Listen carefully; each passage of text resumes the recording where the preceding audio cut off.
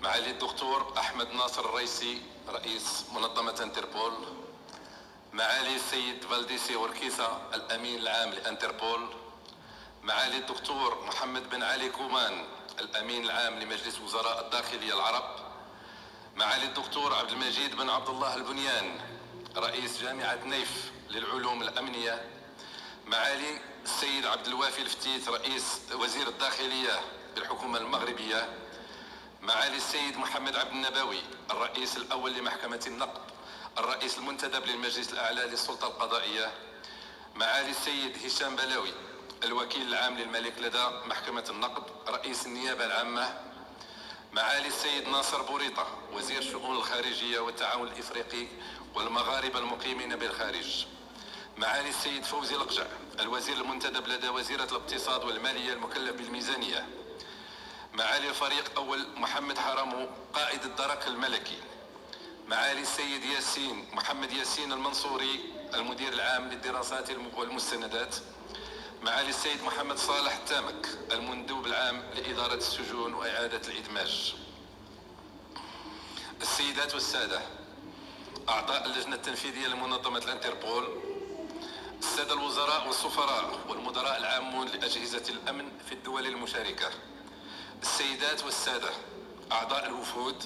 السيدات والسادة رؤساء وأعضاء المنظمات الدولية والإقليمية المشاركة، السيدات والسادة ممثلو وسائل الإعلام الوطنية والأجنبية، حضرات السيدات والسادة، نلتقي اليوم جميعا على أرض المملكة المغربية الشريفة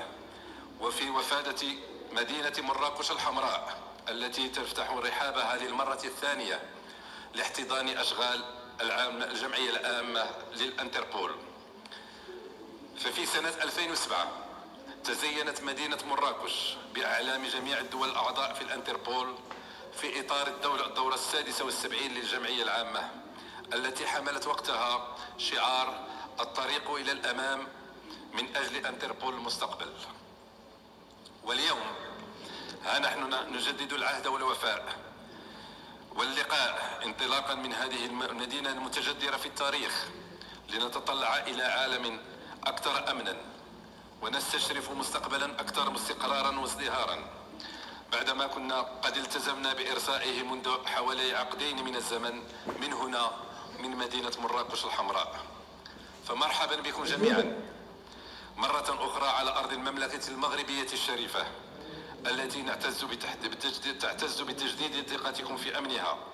وتسعد باحتضان أشغال جمعيتكم العامة التي نأمل أن تحقق أهدافها المنشودة ومقاصدها المأمولة بما يخدم قضايا أمننا الجماعي. أصحاب المعالي والسعادة،